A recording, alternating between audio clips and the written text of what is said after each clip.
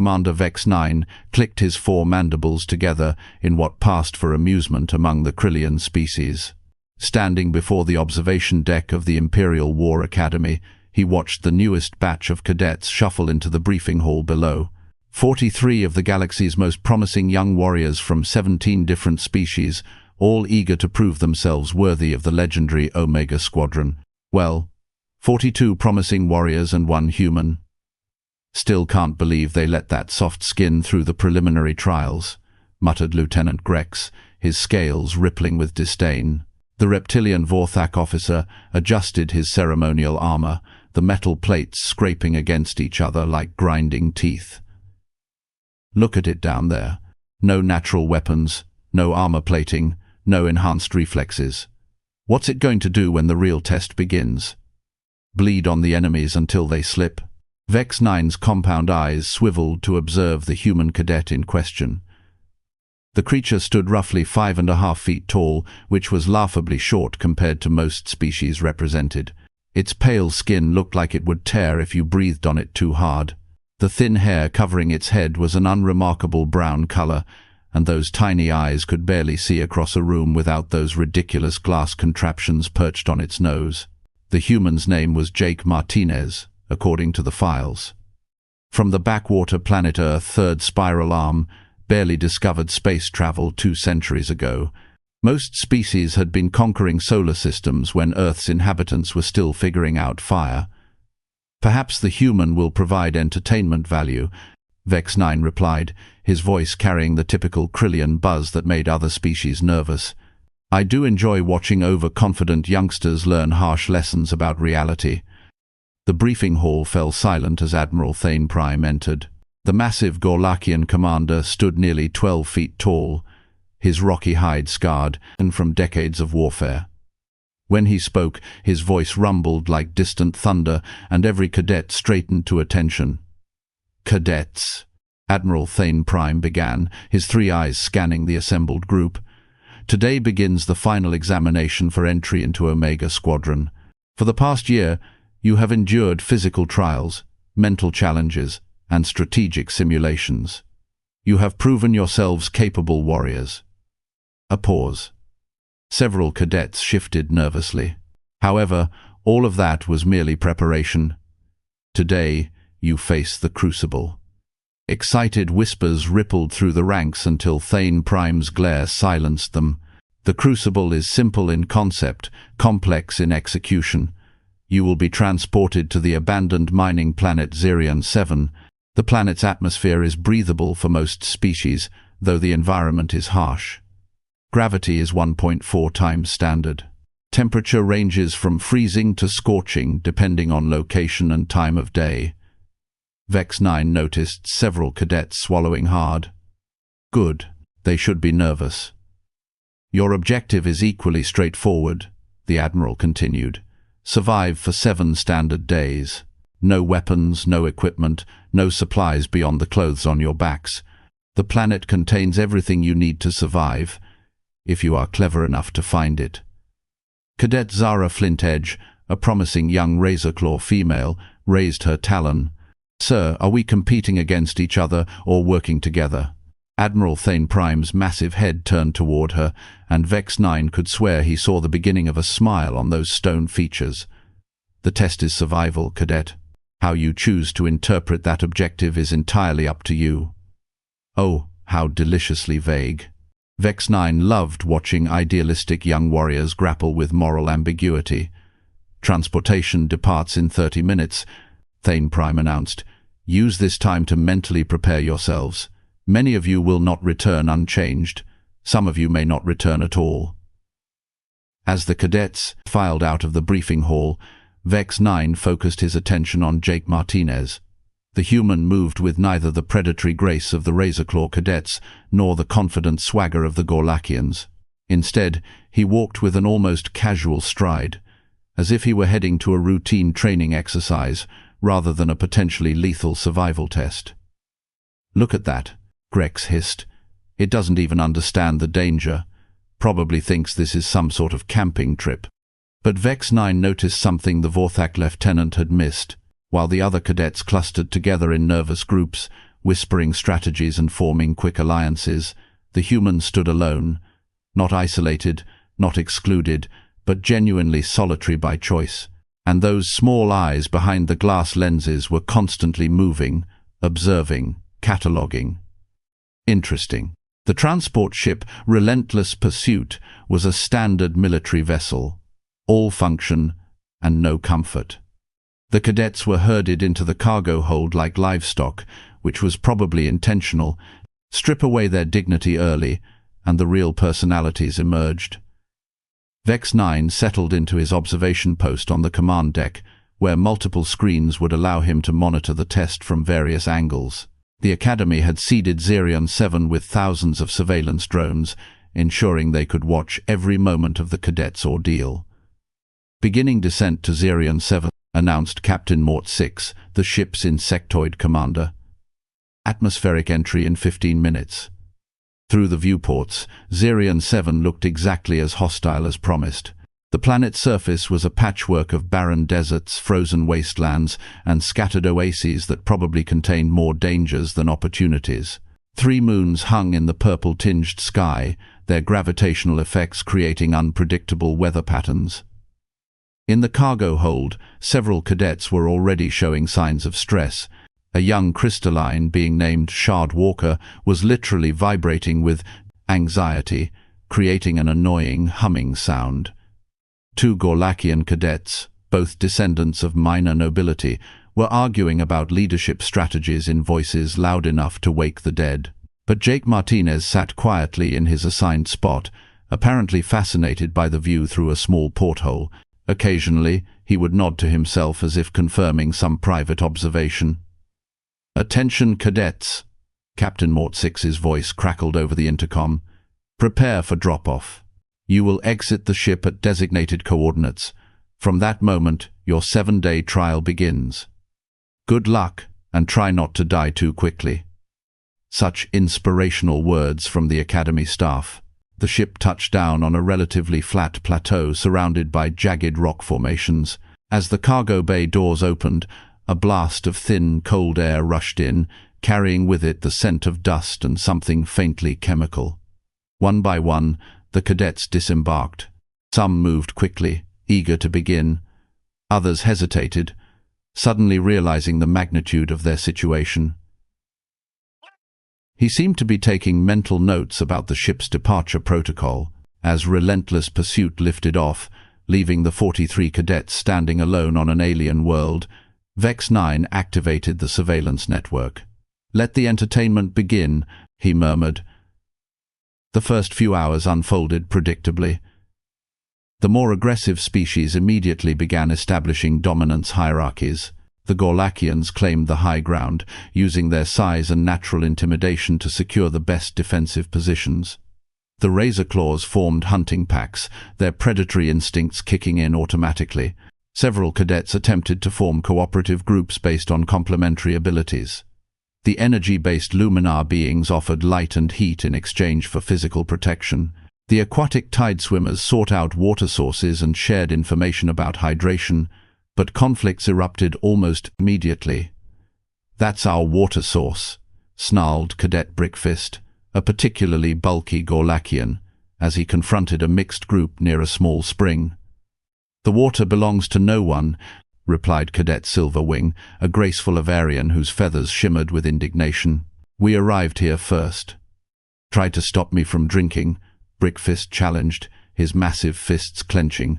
The confrontation escalated quickly, with other cadets choosing sides or retreating to avoid involvement. Within minutes, what had started as a simple disagreement became a full-scale brawl involving nearly half the test subjects. Vex 9 watched with professional interest as claws, fists, and natural weapons flew. The Avarians used their flight advantage to stay above the melee while launching diving attacks. The Gorlakians relied on brute strength and their stone-hard skin to absorb damage. The Razorclaws moved like liquid death, their natural blades creating a defensive perimeter around their pack. But throughout the chaos, Jake Martinez remained conspicuously absent from the violence. "Where did the human go?" Grex wondered aloud, scanning the surveillance feeds. They found him nearly a mile away, methodically examining a cluster of strange plants growing in the shadow of a cliff face. While his fellow cadets were beating each other senseless over water rights, the human was apparently conducting botanical research. "Is it insane?" Grex asked. "There's a limited water source back there, and it's wandering around looking at weeds." Vex 9 adjusted the camera angle for a better view. Jake Martinez was indeed studying the plants, but with far more focus and purpose than simple curiosity would explain. He was carefully breaking off small samples, examining them in the fading light, and even tasting tiny portions. "Either insane or remarkably intelligent," Vex 9 mused. "Those plants appear to be native succulents. If the human is correct in his assessment, they likely contain significant water reserves." As if to prove the point, Martinez located what appeared to be the largest specimen and carefully broke it open. Clear liquid poured out, and the human caught as much as possible in cupped hands before drinking deeply. "Lucky guess," Grex muttered. But Vex 9 wasn't convinced it was luck. Throughout the remainder of the first day, Jake Martinez continued his solitary exploration, always staying ahead of potential conflicts and apparently finding everything he needed without competing with other cadets. As the planet's primary sun set and temperatures plummeted, most cadets huddled together for warmth or sought shelter in caves and crevices. The human had constructed what appeared to be a simple lean-to shelter using fallen branches and large leaves from the succulent plants. "That pathetic structure won't protect it from the cold," Grex predicted confidently. But when the surveillance drones switched to thermal imaging, Jake Martinez's shelter showed significantly higher internal temperature than expected. Somehow, the human had managed to create an effective insulation system using only materials gathered from the immediate environment. "Impressive," Vex 9 admitted grudgingly. "Though surviving one night proves nothing. Wait until the real challenges begin." Day 2 brought the first casualties. 3 cadets had been injured seriously enough in the previous day's water rights brawl that they required medical evacuation. Another 2 had succumbed to exposure after failing to find adequate shelter. The Academy's medical team retrieved them via stealth transport, but their elimination served as a harsh reminder to the remaining 38 survivors. The losses had a sobering effect on the group dynamics. Suddenly, the reality of their situation became undeniably clear. This wasn't a game or a simulation. Death was a genuine possibility. Several cadets attempted to form more cooperative alliances, sharing resources and knowledge. But trust was difficult to establish when everyone knew that ultimately only the strongest would be selected for Omega Squadron. Jake Martinez continued his pattern of solitary exploration and resource gathering. By midday, he had established a base camp near what appeared to be a seasonal water source, surrounded by edible plants and positioned for optimal sun exposure and wind protection. How does it know all this? Grex wondered, his scale patterns shifting to display confusion. Humans have no natural survival instincts. Their homeworld is a paradise compared to most planets. They've never faced real environmental challenges. Vex 9 had been wondering the same thing. According to the human's file, Jake Martinez had grown up in something called urban environments on Earth. His species had virtually eliminated natural selection pressures and lived in artificially controlled habitats. By all logic, he should be the least prepared cadet for this type of challenge. Yet he was thriving while others struggled. The answer came on day 3, when the real test began.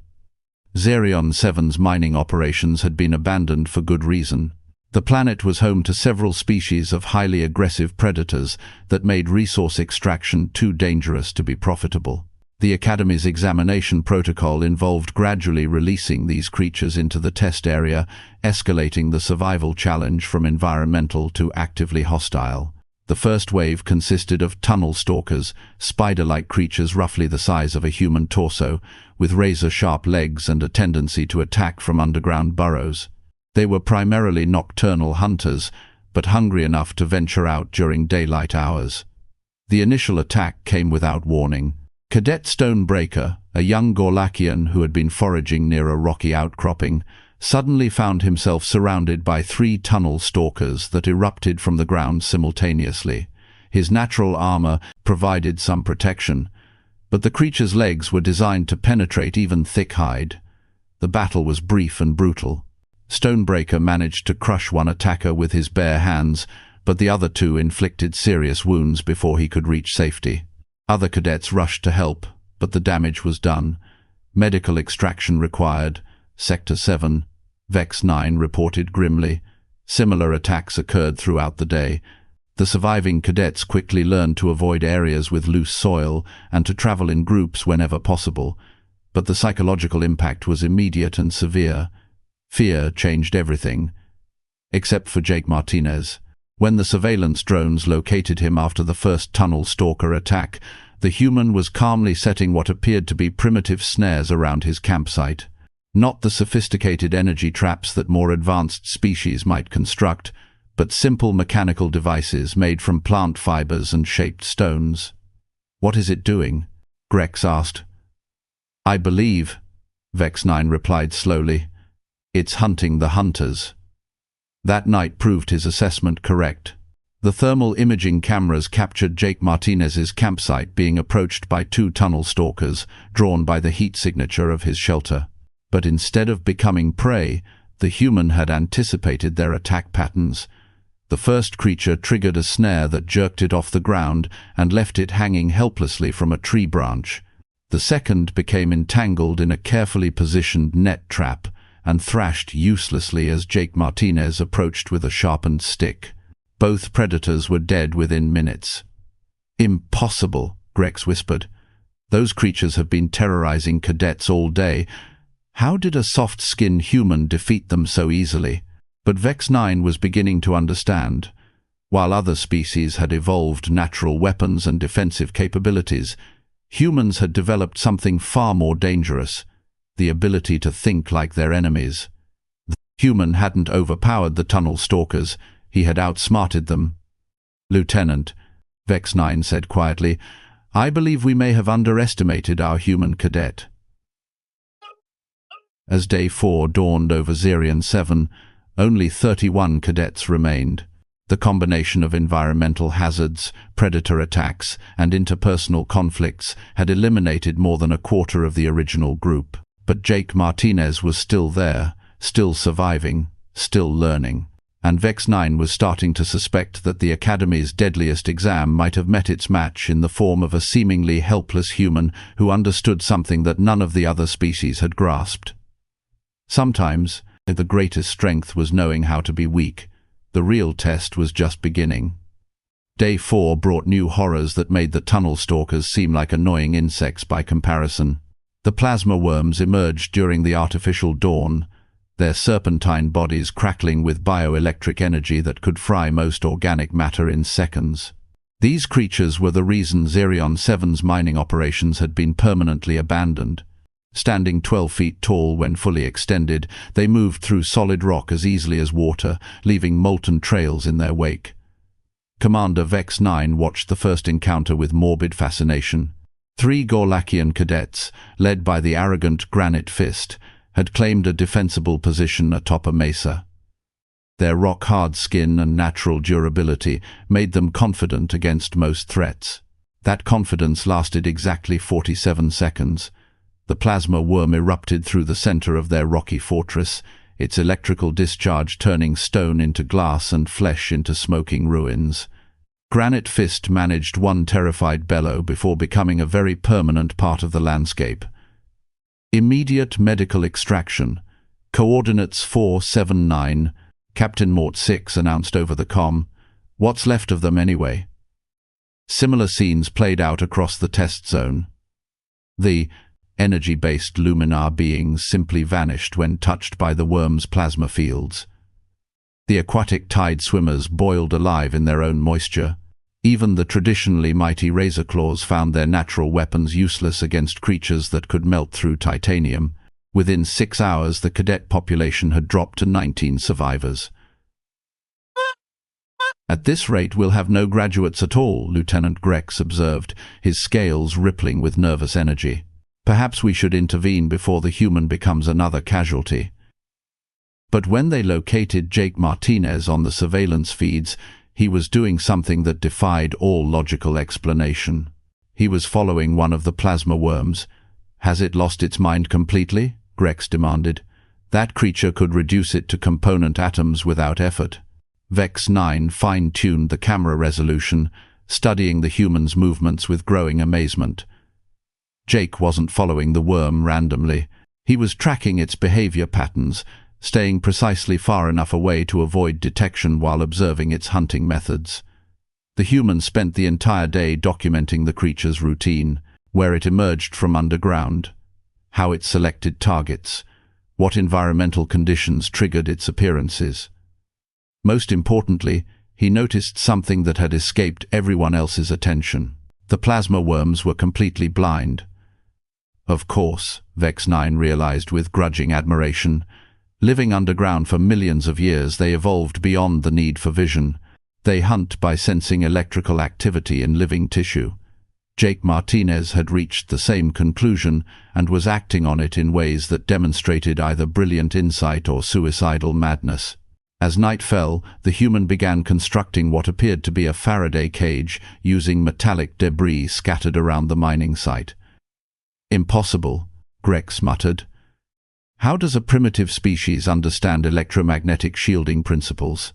"Perhaps," Vex 9 replied thoughtfully, "we've been measuring intelligence incorrectly." The human's improvised shelter looked like random junk woven together with plant fibers, but when a plasma worm passed directly overhead, its bioelectric senses detected nothing. Jake Martinez had effectively made himself invisible to the planet's most dangerous predator. While other cadets huddled in terror or fled in panic, the human slept peacefully inside his electromagnetic cocoon. Day 5 eliminated 6 more cadets, leaving 13 survivors who were rapidly running out of options. The combination of environmental hazards, predator attacks, and resource scarcity had pushed everyone to their breaking points, except Jake Martinez, who appeared to be getting stronger. The human had established a sophisticated base camp that would have impressed engineering specialists from any advanced civilization. Solar collectors made from polished metal fragments provided energy for heating. Water purification systems constructed from layered sand and charcoal ensured clean drinking supplies. Food storage areas protected edible plants from spoilage while keeping dangerous creatures away. Most remarkably, he had weaponized his environment. "Look at Sector 12, Vex 9 instructed, highlighting the surveillance feed. Jake Martinez had spent the morning creating what could only be described as a death maze. Using the natural terrain and carefully positioned debris, he had constructed a series of channels and barriers that would funnel any approaching plasma worm directly into a prepared kill zone. "What's in the center of that contraption?" Grex asked. "If I'm correct," Vex 9 replied, "it's a lightning rod."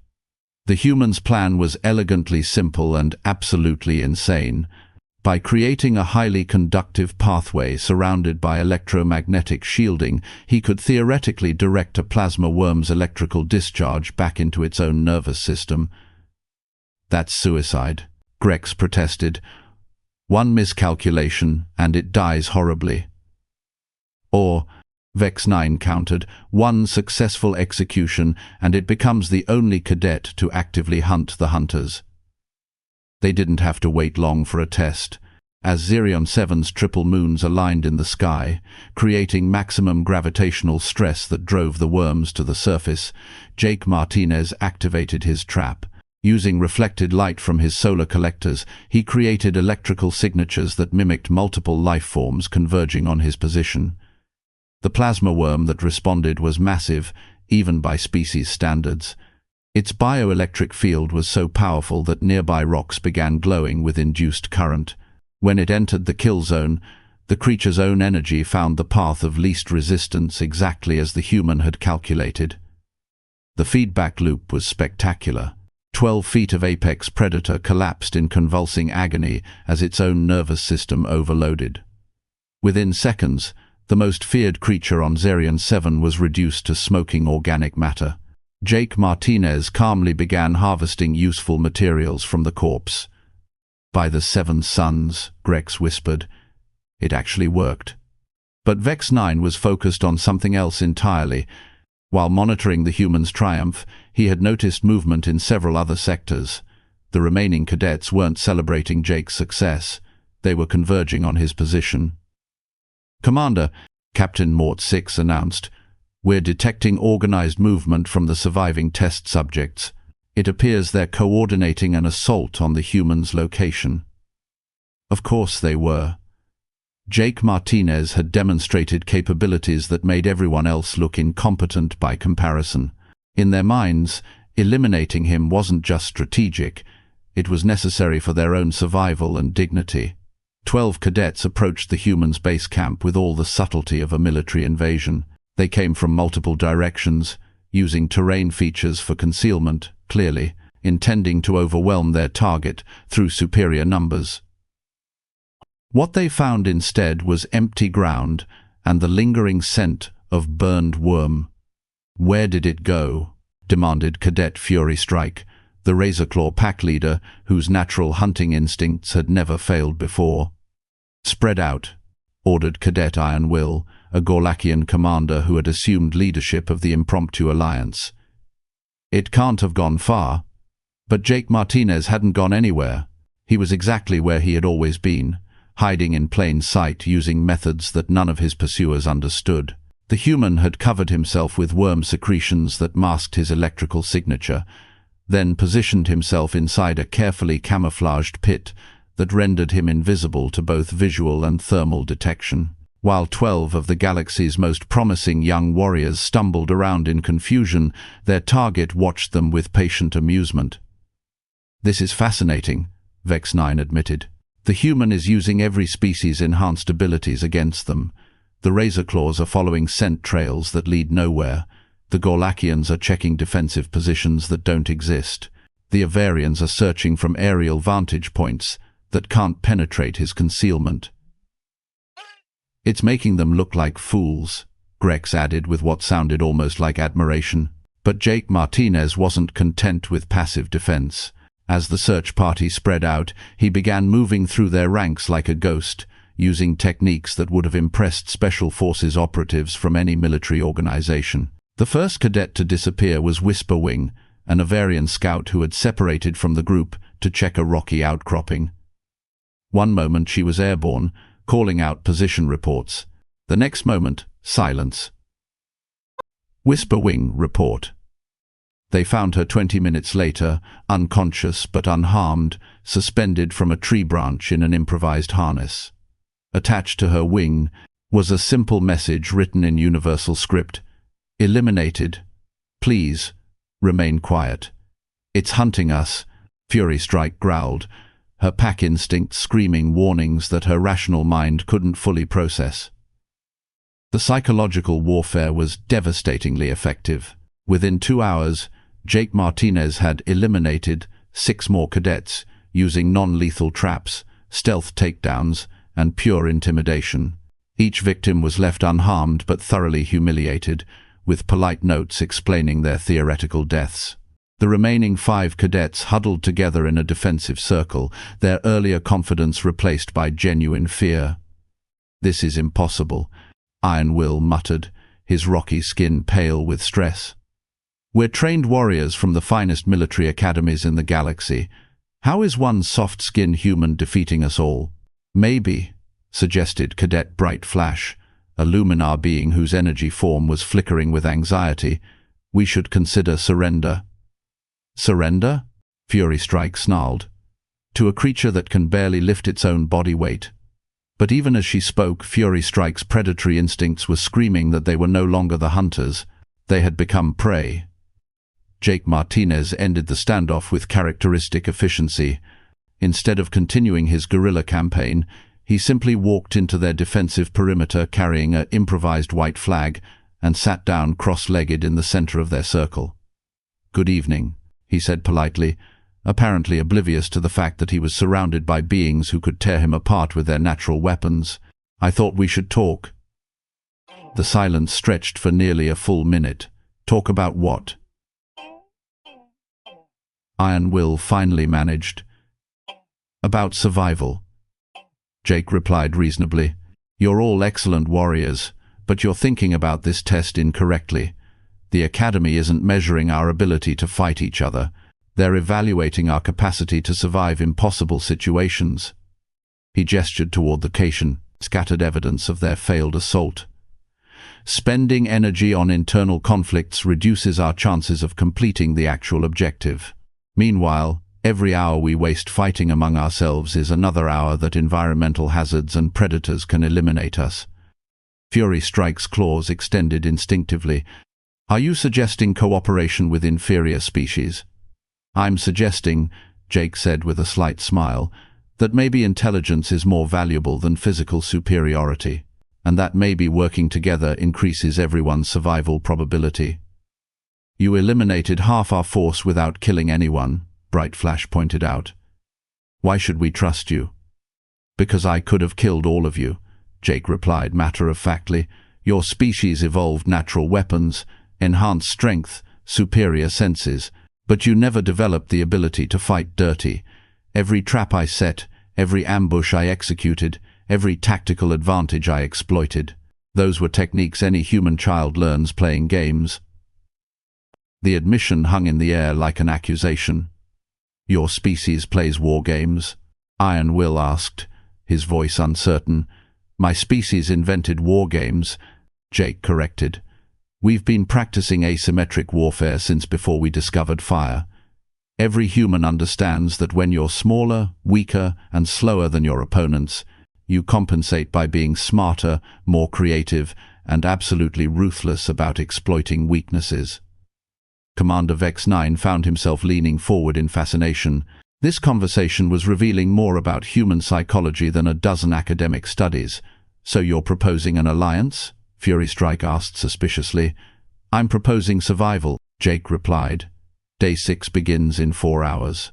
The Academy will escalate the challenges again, and there are still creatures on this planet that make plasma worms look harmless. We can continue eliminating each other until there's nobody left to graduate, or we can work together and maybe some of us will live long enough to join Omega Squadron." The debate that followed was heated, emotional, and surprisingly philosophical. Each species brought different perspectives on cooperation, competition, and honor, but gradually, Jake Martinez's logical arguments began overcoming their instinctive hostilities. By dawn on Day 6, the 6 remaining cadets had formed the most unlikely alliance in Academy history. The final day's challenge was announced via emergency broadcast, as the survivors were sharing a breakfast of roasted worm meat and purified water. "Attention remaining cadets," Admiral Thane Prime's voice boomed across the landscape. "Congratulations on surviving this far. Your final test begins now." A new sound filled the air, the unmistakable roar of atmospheric engines.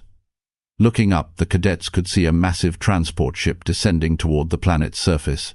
The Dreadnought-class vessel Extinction Event is now deploying combat drones programmed for live fire exercises. These drones are equipped with standard military weapons and will actively hunt any life forms detected on the planetary surface. Fury Strike's pack instinct screamed immediate panic. "They're going to kill us." "Your final examination is simple," the Admiral continued. "Reach the extraction point at coordinates 77 Alpha within the next 6 hours.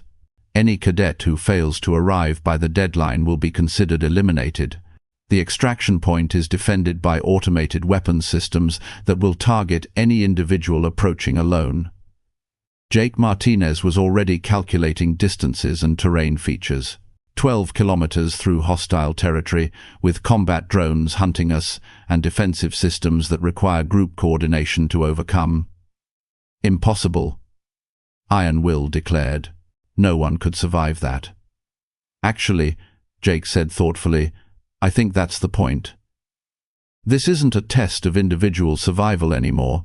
It's a test of tactical cooperation under extreme pressure." The first combat drone appeared over the horizon within minutes. A sleek, deadly machine, bristling with energy weapons and sensor arrays. It moved with mechanical precision, systematically scanning the terrain for targets. "Scatter formation," Fury Strike ordered instinctively. "No," Jake countermanded firmly. "Stay together and follow my lead." What followed was the most surreal chase sequence in Academy testing history. Jake Martinez led the group through a route that seemed to violate every principle of tactical movement. Instead of seeking cover, he kept them in open terrain. Instead of avoiding the drones, he led them directly toward the mechanical hunters. Instead of moving quickly, he maintained a steady pace that should have made them easy targets. But somehow, the drones never managed to acquire firing solutions. "How is this possible?" Grex demanded from the observation deck. Vex 9 was studying the tactical displays with growing amazement. "The human is using the drone's programming against them. Combat AI systems are designed to prioritize threats based on movement patterns, energy signatures, and tactical behavior. So Jake Martinez is making his group appear to be something other than valid targets. Look at their formation pattern. The spacing, the movement rhythm, the way they're positioning themselves relative to terrain features." Understanding dawned on Grex's reptilian features. They look like native wildlife. Exactly. The human studied the drone's target acquisition protocols and is exploiting a classification loophole. As long as they maintain the behavioral patterns of indigenous fauna, the AI systems will ignore them as non-threatening. It was brilliant, impossible, and absolutely insane. For 3 hours, Jake Martinez led 5 of the galaxy's most dangerous predatory species across hostile terrain, while disguised as a herd of harmless herbivores.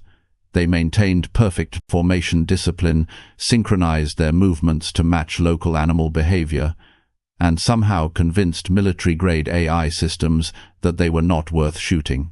The extraction point was exactly as advertised: a heavily fortified installation surrounded by automated defense turrets programmed to eliminate any individual approach. But the weapons systems were designed for standard military tactics, not for what Jake Martinez had planned. "We go in simultaneously from 6 different directions," he explained as they crouched behind the last available cover. "The defense grid can't target all of us at once if we coordinate our timing perfectly." "And if you're wrong?" Will asked. "Then we all die together," Jake replied cheerfully. "But we'll die as a team, which I think is what the Academy really wants to see." The final assault was a masterpiece of synchronized chaos. 6 cadets from 6 different species, each using their natural abilities in perfect coordination with the others, overwhelmed defensive systems designed for conventional attacks. Fury Strike's speed, Iron Will's durability, Bright Flash's energy manipulation, and Jake's tactical coordination created a combined force that was greater than the sum of its parts. They reached the extraction point with 17 minutes to spare. Admiral Thane Prime was waiting for them personally, along with a full honor guard of Academy instructors. The massive Gorlakian's 3 eyes surveyed the unlikely group with expressions that might have been approval. "Congratulations, cadets. You have successfully completed the Crucible examination." "All of us?" Bright Flash asked, her energy form flickering with disbelief. "All of you," the Admiral confirmed. "Omega Squadron values tactical innovation, adaptive thinking, and the ability to forge unity from diversity. This group has demonstrated all of these qualities under extreme pressure." As transport ships arrived to ferry them back to the Academy, Commander Vex 9 found himself re-evaluating everything he thought he knew about human capabilities. "Well," Lieutenant Grex admitted grudgingly, "I suppose the soft skin earned its place after all." "Lieutenant," Vex 9 replied thoughtfully, "I believe we may have just witnessed the emergence of a new type of warrior, one that wins through intelligence rather than strength, cooperation rather than dominance." Jake Martinez, now officially a member of Omega Squadron, was sharing jokes with his fellow graduates, as if surviving an impossible trial was just another day at the office. Perhaps, Vex 9 reflected, that attitude was exactly what made humans so dangerous. The Academy's Deadliest exam had finally met its match, not in superior strength or natural weapons, but in the uniquely human combination of stubborn intelligence, tactical creativity, and an absolute refusal to accept defeat. As the transport ships disappeared into Xerion 7's purple sky, carrying the galaxy's newest elite warriors toward their destinies, one thing was absolutely certain. Omega Squadron would never be the same again, and neither, Vex 9 suspected, would the galaxy itself.